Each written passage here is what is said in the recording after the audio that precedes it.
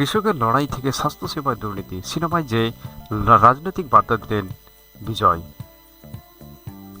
দীর্ঘ ক্যারিয়ারে নানা ধরনের সিনেমা করেছেন থালাপতি বিজয়।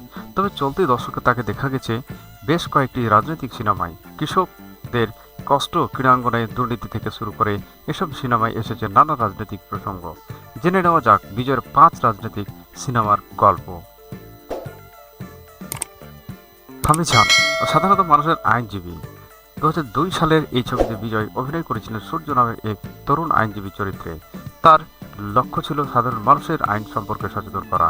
ছবির বিভিন্ন দৃশ্য দেখা যায় তিনি সরকারি কর্মচারীদের দায়িত্বহীনতার বিরুদ্ধে কথা বলেছেন।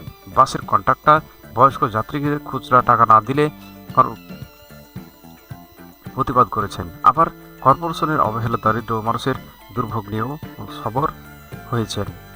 আব্দুল মজিদ পরিচালিত এই ছবি আরেকটি বিশেষ দিক হলো এটি ছিল প্রিয়াঙ্কা চোপড়ার জীবনের প্রথম সিনেমা। ছবি ট্যাগলাইন ছিল বর্ন উইন। পরবর্তী সময়ে বিজয় রাজনৈতিক উত্থানের থালাইভা নেতার জন্ম। থালাইভা শব্দের অর্থ নেতা।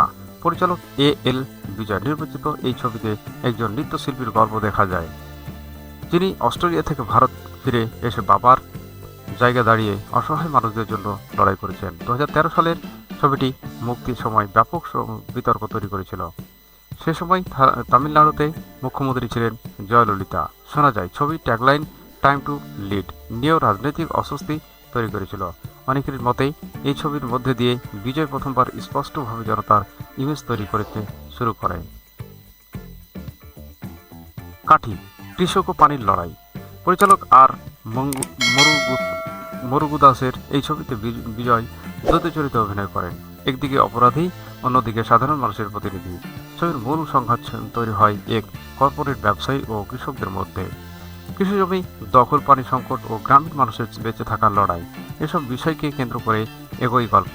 তামিলনাড়ুতে রাজনৈতিক কৃষক ইস্যু বরাবরই গুরুত্বপূর্ণ, ফলে এটি শুধু বাণিজ্যিক সাফল্য পায়নি, সামাজিক বার্তার কারণে আলোচিত হয়েছিল। অনেক বলেন এখানে থেকে বিজয় প্রো পিপল বা জনমুখী ভাবমূর্তি আরও শক্তিশালী হয়ে ওঠে। এরপরে মার্সেল স্বাস্থ্যসেবা নিয়ে বিস্ফোরক সংলাপ। অ্যাটলি পরিচালিত এই ছবিতে বিজয় তার 3টি চরিত্রে অভিনয় করেছেন, কিন্তু সিনেমার সবচেয়ে আলোচিত অংশ হয়ে ওঠে একটি রাজনৈতিক সংলাপ। 2017 সালে মুক্তি পাওয়া সিনেমাটি এক দৃশ্য বিজয় অভিনীত চরিত্রের প্রশ্ন তোলে। ভারত 28% জিএসটি নেওয়া হলেও কেন সবার জন্য উন্নত স্বাস্থ্যসেবা নিশ্চিত করা হয় না, অথচ সিঙ্গাপুরে কম হয় নিয়েও বিনা খরচে স্বাস্থ্যসেবা দেওয়া সম্ভব। এ সংলাপ ঘিরে তুমুল বিতর্ক হয়। ভারতীয় জনতা পার্টি কিছু নেতা ছবিটি সমালোচনা করেছেন। সামাজিক যোগাযোগ মাধ্যমে ব্যাপক আলোচনা শুরু হয়। রাজনৈতিক ভাষ্য যে বিজয় ছবির গুরুত্বপূর্ণ অংশ হয়ে উঠেছে মার্সেল সেটির আরও পরিষ্কার করে দেয়। এরপরে সরকার একটি ভোটের শক্তি। আবার আর মুরুগুদাসের পরিচালিত নির্মিত এই ছবি নিয়ে বিজয় অভিনয় করেন ধনী ব্যবসায়ী সুন্দর রামাস্বামীর চরিত্রে। 2019 সালের মুক্তি পাওয়া সিনেমাটিতে দেখা যায় বিজয় অভিনীত চরিত্রটি বিদেশ থেকে দেশে ফিরে এসে তিনি দেখান যে তার ভোট অন্য কেউ দিয়ে দিয়েছে। এরপর তিনি পুরো নির্বাচনী ব্যবস্থার বিরুদ্ধে লড়াই শুরু করেন। ছবিটি ভোটাধিকার, গণতন্ত্র বা রাজনৈতিক দায়বদ্ধতা নিয়ে কথা বলে। এমনকি গল্পের এক পর্যায়ে নায়ক নিজেই নির্বাচনের প্রতিদ্বন্দ্বিতা করার সিদ্ধান্ত নেয়। আজ যখন বাস্তব রাজনীতি বিজয় সক্রিয় ভোটে জিতে তামিলনাড়ুতে মুখ্যমন্ত্রী হয়েছেন, তখন সরকার সিনেমার অনেক দৃশ্য যেন ভবিষ্যতের ইঙ্গিত বলে মনে হয়। এবার বাস্তবের ময়দানে বিজয় রাজনৈতিক যাত্রা এখন তামিলনাড়ুতে অন্যতম আলোচিত বিষয়।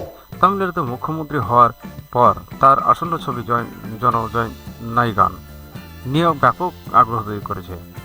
এই ছবিতে রাজনৈতিক বার্তা ভরপুর বলে মনে করছেন অনেকেই, কারণ ছবির নামের অর্থ জনতা।